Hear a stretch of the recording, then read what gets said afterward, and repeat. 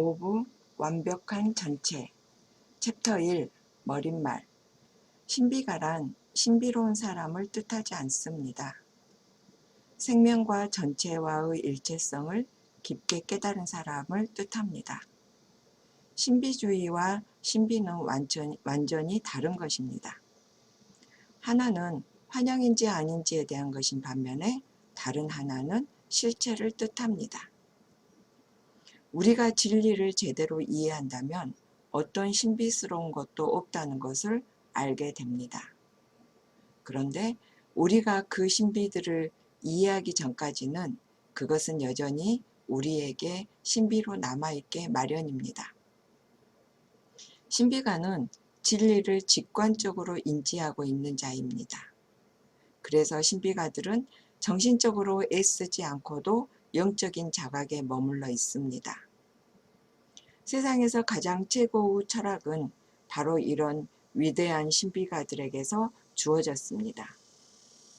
오늘날의 문명은 영적인 진리를 직관적으로 인식한 소수고가 펼쳐낸 가르침을 토대로 세워졌습니다. 우리의 위대한 법 체계는 모세에 의해 주어졌습니다. 그는 신비적 자각을 통해 우리가 법칙의 우주 안에 살고 있다는 것을 인지하였습니다. 가장 최상의 윤리 체계는 예수와 붓다의 가르침과 같은 것에서 절정을 맞이했던 예언자의 통찰을 통해 주어졌습니다. 저들이 했던 가르침과 같은 것을 줄 수 있었던 사람이 과연 어디에 있었나요? 그들은 어떤 정신적 과정을 통해 저렇게 심오한 결론에 도달했을까요? 스피릿만이 그들의 유일한 스승이었다고 생각할 수밖에 없습니다. 그들은 정말 신에 의해 가르침을 받았습니다. 신비가는 직관적으로 실체를 인지했고 본능적으로 진리를 알았습니다. 이런 방식을 통해 세상의 가장 멋진 문학, 음악, 예술이 세상에 나왔습니다. 우리의 위대한 종교들은 가장 최상의 영적인 비전까지 올라 궁극적 실체를 흘낏 보았던 소수 사람들에 의해 주어졌습니다. 어떤 사람도 그들이 알았던 것들을 가르칠 수는 없습니다. 위대한 시인들 역시 진정한 신비가였습니다. 그래서 그들은 시를 통해 신의 존재에 대해 읊었습니다. 로버트 브라우닝, 테니슨, 위즈워드, 호머, 월트 휘트먼, 에드워드 롤란드 실과 같은 시성들은 우리에게 불멸의 작품을 남겼습니다. 그들은 생명에 대한 신비적 이해를 지니고 있었기 때문입니다. 그것은 근원 생명의 존재에 대한 자각이었습니다. 진정한 철학자들도 모두 신비가였습니다. 고대의 선지자들 역시 신비가였습니다. 다윗, 솔로몬, 예수, 플라톤, 붓다, 플로티누스, 에머슨과 같은 사람들은 모두 같은 경험을 가졌습니다. 즉, 근원 생명의 존재에 대한 자각입니다. 가장 위대한 음악들도 신비가의 손에서 태어났습니다. 그리고 최상의 예술들도 같은 원천에서 나왔습니다. 인류는 자신들의 뜻에 따라 자연을 이용했습니다. 전기를 에너지 동력으로 사용하고 바람을 이용하고 물을 가뒀다가 풀어주고 그렇게 자연 모두를 자신들의 뜻에 따르도록 했습니다. 기계를 만들어서 수천 가지의 일을 하기도 했습니다. 도로를 연결해 지구를 가로질러 질주하고 아주 경이로운 문명을 만들기도 했습니다. 하지만 자신의 영혼을 정복한 사람은 거의 없었습니다. 인류가 한 문명에서 얻게 되는 최고의 것은 그 시대의 소수의 사람들만이 인지하고 있는 신비적 통찰이 만들어낸 결과물들입니다. 현대의 도구들과 발명품들이 안락과 사치, 유익함과 필요함이란 이름으로 우리에게 주어지고 있지만 그것들 모두는 예수 가르침에 비한다면 아무것도 아닐 것입니다. 그렇다고 현대의 문명이나 교육 같은 것들을 비하하려는 뜻은 아닙니다. 삶을 흥미롭고 살기 좋게 만드는 모든 것들이 좋다는 확고한 믿음이 있습니다. 우리는 과학, 예술, 종교, 교육, 상업, 정치, 산업, 농경 등 삶의 경험을 원만하게 만드는 모든 것들이 좋다는 것을 믿습니다. 하지만 다시 말하지만 그것들이 사라지는 순간 그 뒤에는 무엇을 남깁니까? 신비가는 밤에 지나가는 배와 같이 금세 사라지는 것을 가르치지 않았습니다. 영원한 것을 세상에 가져다 주었습니다. 영원한 진리를 밝혀내었으며 모든 것 안에 내재하는 생명의 존재가 있다는 것을 우리에게 가르쳤습니다. 진정한 신비주의와 사이킥. 신비주의와 사이키즘, 그리고 신비가와 일반적인 사이킥 능력자는 큰 차이가 없습니다.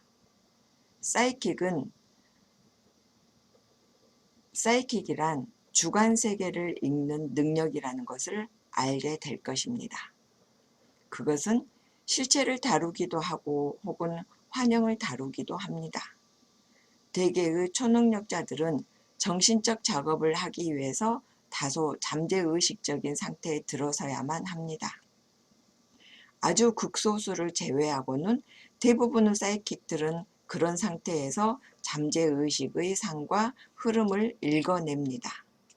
다시 말해 그들이 다루는 것은 인간의 생각입니다. 만일 그들이 그 생각의 영역을 뚫고 저 깊은 영역까지 들어간다면 신비가가 될 것입니다. 신비가는 인간의 생각을 읽는 것이 아니라 신의 생각을 인지할 뿐입니다. 신의 생각을 인식한 것인지 어떻게 알 수 있죠? 라고 질문을 할지도 모릅니다. 예로부터 신비가들은 동일한 진리를 보았고 인지했고 가르쳤기 때문입니다. 반면 사이킥의 경험들은 서로 간에 모순되기도 합니다. 그들은 각각 다른 정신적 영상을 보았기 때문입니다. 하지만 신비가의 모든 경험들은 하나의 동일한 진리를 말해 왔습니다. 신비가가 가르치는 것. 신비가들은 모두 동일한 진리를 가르칩니다. 하나의 궁극적인 실제가 있고 이 궁극적인 실제는 만일 우리가 그것을 볼 수만 있다면 지금 이곳에 있다는 것입니다. 이상하게 들릴지 모르겠지만 위대한 신비가들은 모두 하나의 인격신을 믿고 있었습니다.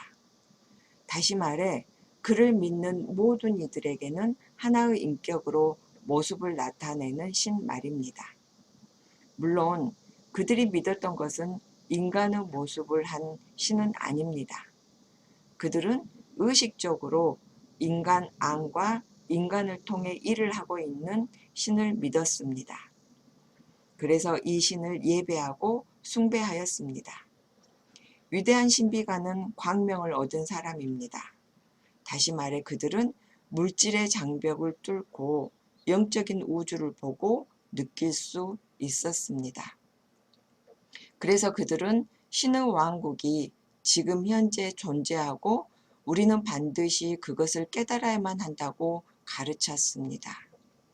그들은 이 왕국이 내 안에 존재한다는 것을 확실히 인지했습니다. 하지만 사이킥들은 단순히 자신의 주관적 정신세계만을 볼 수 있을 뿐입니다. 그래서 결과적으로 그들이 보는 모든 것은 다소 자신의 생각의 진동에 의해 채색되기 마련입니다. 환각의 영향을 받기도 하고 잘못된 인상들에 영향받기도 합니다. 이런 이유 때문에 어떤 사이킥도 같은 것을 똑같이 묘사하지 못합니다. 신비가들은 모두 같은 것을 보았고 그들이 증언한 내용도 전혀 혼동이 없습니다. 그들 안의 스피릿이 불변의 진리를 목격했기 때문에 그렇습니다. 절대적 악이란 없다. 신비가들이 전해주는 가장 큰 깨달음 중 하나는 악이란 궁극적인 실체가 아니란 것입니다. 악이란 그저 하나의 영혼이 실제를 향한 여정에서 겪는 경험일 뿐입니다. 악은 어떤 독립된 실체가 아닙니다. 그것은 영혼이 스스로를 펼쳐내기 위해 필요한 경험일 뿐입니다. 악은 또한 독립된 사물도 아닙니다. 그저 권능을 잘못 사용한 결과일 뿐입니다. 우리가 악을 보는 것을 멈추고 악을 믿는 것을 멈출 때에야 비로소 사라지게 될 것입니다. 우리가 악에 탐닉하고 있는 동안에는 그것을 믿고 있는 마음을 멈출 수 없습니다. 그렇기에 신비가들은 악에서 고개를 돌리고 선을 행하라고 항상 가르쳤습니다. 모든 이들의 궁극적인 구원. 신비가들은 모든 인류의 궁극적 구원과 모든 영혼의 불멸성에 대해 가르쳤습니다. 게다가 그들은 우리가 진실에 깨어있기만 한다면 바로 지금 이곳에 불멸성이 존재한다고 말했습니다. 사랑하는 이여, 지금 우리는 신의 아들이더라. 우리들 모두는 완전한 전체의 한 부분이기 때문에 그중 어느 한 명이라도 잃는다는 것은 불가능합니다.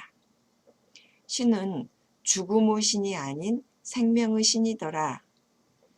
악에 대한 어떤 믿음도 신의 마음과는 이질적인 것처럼 지옥이란 것도 신비가들의 생각과는 이질적인 것입니다. 짐에서 해방되기. 위대한 신비가들은 우리 어깨에 어떤 짐도 짊어져서는 안 된다고 가르쳤습니다. 그래서 만일 누군가가 근원자에게 고개를 돌리기만 한다면 모든 짐에서 해방될 것이라고 말합니다. 그대 힘들어하며 무겁게 짐진 자들아 내게로 오라. 그대에게 안식을 주리라. 예수의 이 말은 사람들 모두가 인간 예수에게 오라는 뜻이 아니었을 것입니다. 그가 말하고자 했었던 것은 그가 생명과 실제에 대해 이해한 것에 우리도 도달해야 한다는 것이었습니다. 즉, 위대한 신에게로 오라는 뜻이었습니다. 언젠가 우리는 우리의 짐을 사랑의 제단 위에 내려놓는 법을 배우게 될 것입니다. 그렇게 내려진 짐들은 생명의 스피릿에 대한 믿음의 불로 태워질 것입니다. 인간은 근원자를 향한 자신의 고양된 시선만 유지할 수 있다면, 다시 말해 항상 신을 향해 고개를 돌릴 수 있다면 어떤 짐도 짊어지지 않을 것입니다. 만물의 일체성. 예수는 우리 모두가 생명의 일체성을 보게 되기를 기도했습니다. 우리가 하나인 것처럼 그들도 하나가 되게 하려 함이더라. 이 말은 그가 이 땅에서 자신의 위대한 과업을 달성할 때쯤 했던 기도입니다. 신비가들 모두는 우리가 하나의 생명 안에 살고 있다는 것을 인식했습니다. 그 안에서 우리가 살고 움직이고 존재를 가지기 때문이더라. 선의 일체성은 가장 중요한 진리입니다. 왜냐하면 그 진리는 우리가 전체와 하나이고 우리들 모두는 하나라는 것을 가르치고 있기 때문입니다. 오직 이 깨달음만이 인류의 불평등이라는 질문에 해답을 내놓게 될 것입니다. 우리 인류가 진실한 일체성을 깨닫는 만큼 신이 아버지라는 사실과 인류가 한 형제라는 사실을 지상에서 뚜렷하게 인식하게 될 것입니다. 개별성은 사라지지 않는다. 어떤 위대한 신비가도 개성의 실체를 부인한 적은 없습니다. 진리에 대한 더 높은 자각이 이루어질수록 각각의 존재에 대한 특성과 개성의 고유함에 대한 자각도 더 커질 것입니다. 우리의 진정한 자아는 신에게서 주어진 것이기에 부인될 수 없습니다. 우리의 개성, 그것이 바로 신이 개별화되어 나타나는 지점입니다. 그렇기에 우리는 그런 관점에서 우리들을 인식해야만 합니다. 나는 세상의 빛이더라. 평범함 속의 비범함. 신비가들은 모두 평범한 사람들이었기에 다른 사람들이 살았던 것처럼 살았습니다. 유일하게 다른 점이란 그들은 더 거대한 실제를 인식하고 살았다는 것뿐입니다. 그것은 살아 숨쉬는 스피릿의 존재에 대한 인식을 말합니다. 모든 세기의 진정한 신비가들은 세상 한복판으로 들어와 사람들 사이에서 살며 때로는 교사로서, 때로는 평범한 직업을 가진 사람으로서, 하지만 언제나 자연의 질서를 완벽히 따르며 살았습니다. 신비가에게는 특별한 것도 이상한 것도 없습니다. 신비스러운 분위기로 자신을 위장하며 사는 사람은 진실한 신비가라기보다는 정신적 망상과 마음의 환영 속에서 일하는 자입니다. 그들은 정말 자신을 진정한 신비가라고 믿고 있을지는 모릅니다. 하지만 그럼에도 불구하고 그들의 방식은 잘못되었습니다. 이런 질문이 생깁니다. 진실한 신비가는 자신이 신비가임을 인식하고 있을까? 그들은 단지 자신을 전체와 하나임을 자각하고 있을 뿐입니다. 위대한 빛. 때때로 신비가가 보게 되는 것은 말이나 글로 표현하기가 불가능합니다. 그래서 그것이 말로 표현되었을 때 우리는 그것을 믿기가 어렵습니다. 하지만 우리의 존재 전체를 빛의 거대한 물결로 밝혀서 때때로 성광 안에서 실제를 보게 되는 특정한 내적 자각이 있습니다. 물론 이런 자각도 완전하지 않았다면 환영처럼 보이기도 합니다. 어쨌든 대부분의 신비가들이 이런 빛에 대한 경험을 갖고 있습니다. 하지만 몇몇은 다른 이들이 경험한 것보다 훨씬 더 강렬한 경험을 갖습니다. 예수는 다른 신비가들보다 더 위대한 존재였습니다. 그래서 이런 빛을 경험한 후에 그의 얼굴은 너무도 밝아져서 그의 제자들조차도 얼굴을 똑바로 보지 못할 정도였습니다. 깊은 깨달음의 시간 동안 위대한 신비가들은 하나의 생명이 전체를 관통하여 흐르는 것을 인지했습니다. 그리고 모든 것이 그 생명의 한 부분임을 깨달았습니다. 또한 그들은 맑고 하얗고 빛나는 진료인 근본 진료가 계속해서 만물 안으로 흘러 들어오는 것을 목격했습니다. 그 근본 진료는 파괴되지도 않고 영원한 것입니다. 때로는 그 깨달음이 너무도 강렬해 그 빛에 의해 신비가들의 눈이 실제로 멀게 되는 경우도 있습니다. 내면의 빛을 받기에 그렇습니다. 마음이 트랜스 상태나 환각 상태에 있었던 것이 아닌 온전히 정상적인 상태일 때 이런 일들 전부가 일어난다는 사실을 명심하십시오. 사이킥 상태라고 말하는 것과는 전혀 관계가 없는 상태입니다. 환영이 아닌 실체입니다. 진정한 계시가 주어지는 것도 이런 상태에 있는 동안 이루어집니다. 어쩌면 이런 비유가 괜찮을지도 모르겠습니다. 한 방에 여러 명의 사람이 있습니다. 하지만 서로의 존재에 대해서는 인식하지 못하고 있습니다. 왜냐하면 서로 자신의 일을 하기에 바쁘기 때문입니다. 이 방을 어둡다고 가정하는 것이 낫겠습니다. 누군가 이 방에 와서는 플래시를 터뜨리며 그 방과 그 방에 있는 사람들의 사진을 찍습니다. 그리고 그곳에 있던 사람들에게 이 사진을 보여준다면 아마도 그들은 사진 안에 있는 것들이 방 안에 있다는 것을 믿기 힘들 것입니다. 물론 이것은 빈약한 비유에 불과합니다. 그래도 하나의 관점을 잘 설명해 줍니다. 깨달음의 광명 속에서 영감을 받은 자는 실제의 바로 정중앙 안을 보게 됩니다. 그리고 그들이 보았고 느꼈던 것을 사람들에게 말해줍니다. 우리는 이것이 환영이나 단지 잠재의식의 환상이 아니란 것을 압니다. 왜냐하면 고대부터 신비가들이 계속 존재했었는데 그들은 같은 것에 대한 것을 말하기 때문입니다. 그들 모두가 같은 것을 보았습니다. 그들이 목격한 것은 완전하고 그것의 증거는 확실했습니다.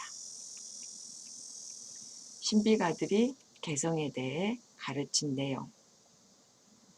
위대한 신비가들 모두는 실제로 같은 것을 가르쳤습니다.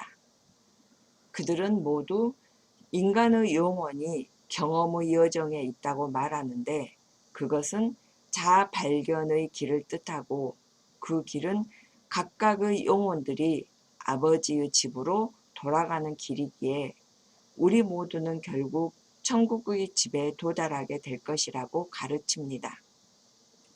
그들은 인류의 신성에 대해 가르쳤습니다. 그대는 신이라고, 그리고 그대들 모두는 가장 존귀한 자의 자손들이라고 내가 말했더라. 그들은 인간의 종착지가 신성이라고, 그리고 창조는 지금도 완전하고 완벽하다고 말해 주었습니다. 위대한 신비가들은 인간의 생명이 그 자신이 선택할 수 있다는 점에서 인간의 것이라는 데에는 모두 동의하지만 우리가 근원자에게 시선을 돌렸을 때는 그 존엄한 자에게서 지속적으로 영감을 받게 될 것이라고 말합니다.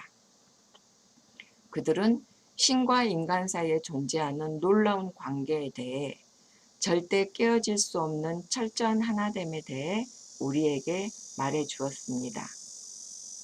그리고 그들 중 가장 위대한 신비가는 우리가 서로 이야기하는 것처럼 의식적으로 신과 함께 걸으며 신과 대화했습니다.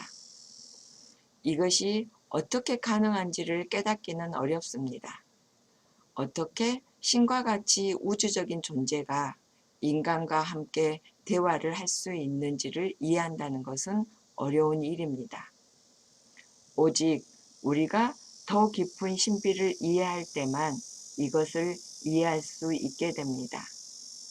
우리가 신의 개성에 대한 것을 진정으로 이해하게 될 때 신성은 무한하지만 자신을 믿는 사람에게는 자신의 존재를 하나의 개성처럼 나타낼 수 있다는 사실을 알게 됩니다.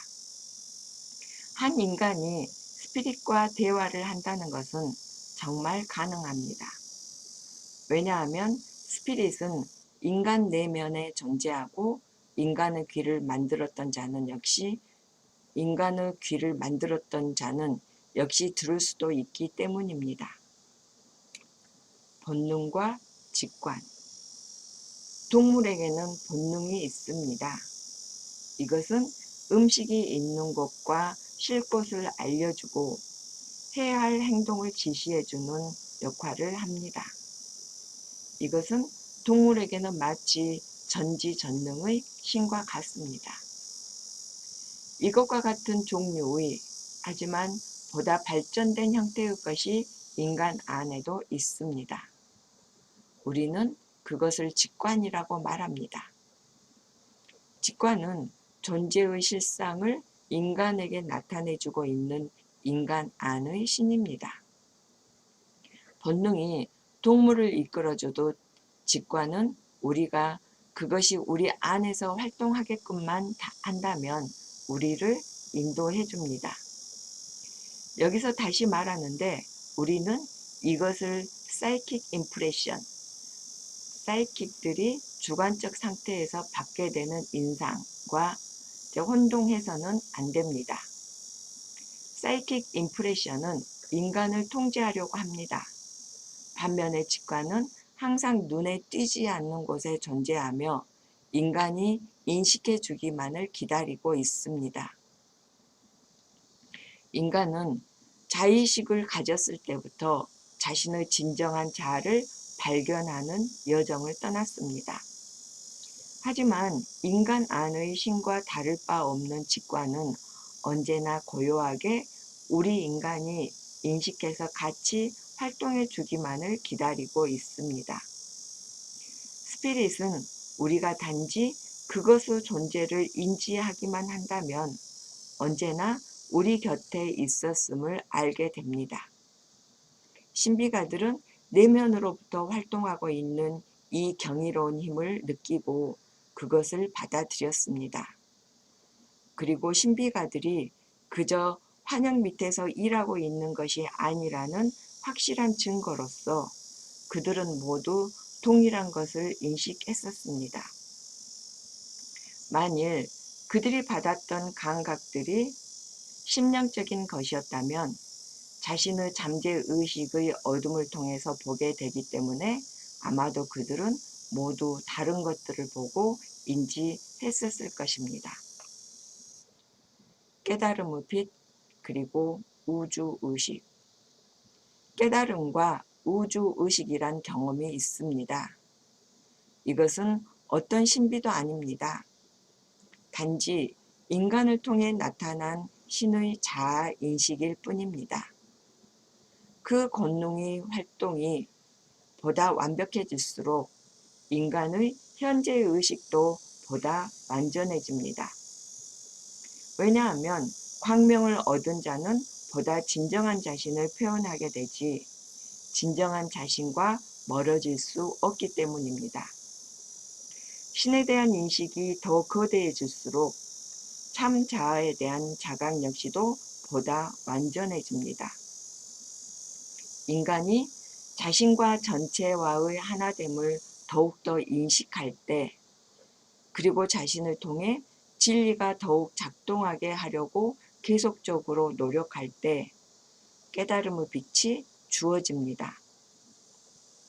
완전한 전체가 있는 곳은 인간 내면의 마음 상태이기 때문에 그가 전체와 만나게 되는 곳은 오직 인간의 마음입니다. 그대여 신에게 말하라. 신은 듣기 때문이라. 인간이 인식하는 유일한 신은 내면 생명 안의 신입니다. 정말 그 외에는 어떤 신도 인식할 수 없습니다. 자신 바깥에서 신을 찾으려는 노력은 인식하지도 못하는 것을 인식하려는 것과 같습니다. 그렇다고 인간이 신이라는 뜻은 아닙니다. 단지 인간이 인식하는 유일한 신이란 내면에 존재한다는 뜻입니다. 인간이 신과 만나는 유일한 장소는 내면입니다. 인간이 지니고 있는 유일한 생명도 역시 내면으로부터 나옵니다. 신은 외부에 있는 것이 아니라 인간의 생명 한가운데에 거하고 있습니다. 그래서 예수는 하늘나라 왕국은 내 안에 있다고 말하면서 하늘나라에 있는 나의 아버지라고 기도했습니다. 최고의 명상. 최고의 정신적 수련은 이 내면의 음성을 듣고 그것의 존재를 선언하는 것입니다. 이 내면에 거하고 있는 I am을 우리가 보다 확고히 인식할수록 우리는 더 큰 힘을 가지게 될 것입니다. 이런 수련은 우리를 환영으로 이끌지 않습니다. 언제나 진정한 실제의 세상으로 인도할 것입니다.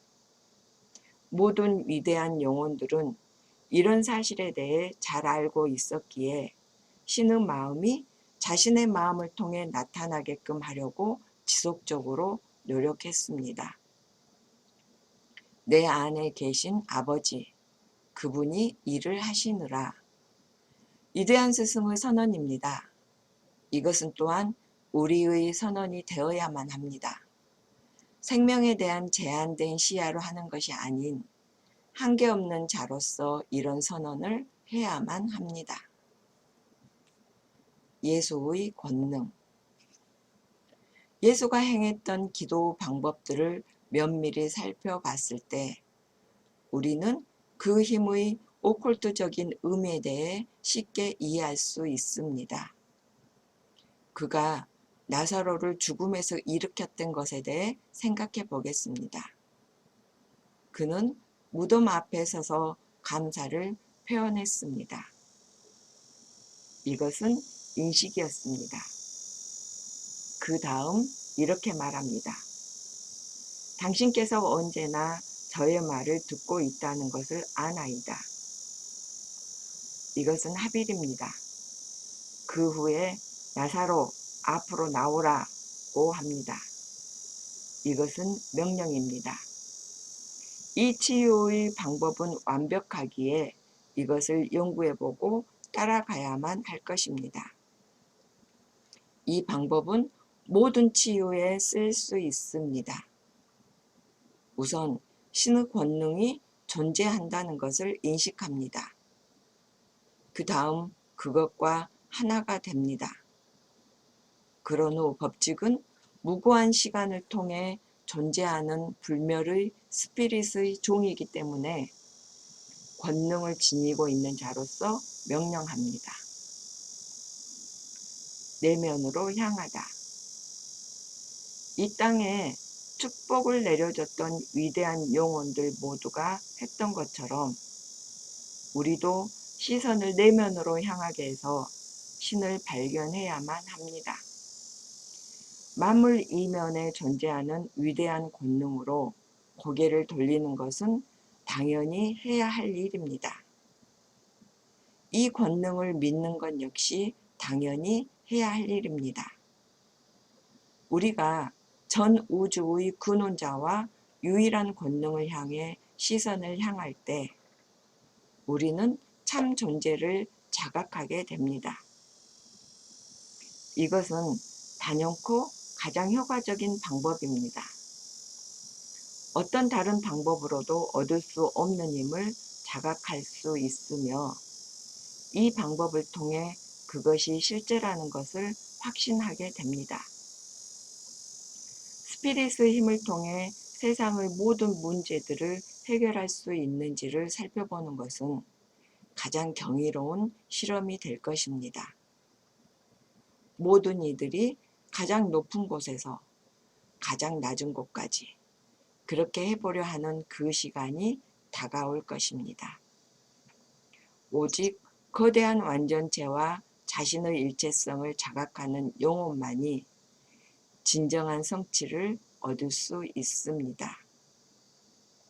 인간은 자신의 존재 전체가 이 생각을 받아들일 때까지는 절대 만족하지 못할 것입니다. 그렇게 된 다음에는 신이 다시 창조 안으로 들어가게 될 것입니다. 믿는 자 모두에게 그는 권능을 주더라.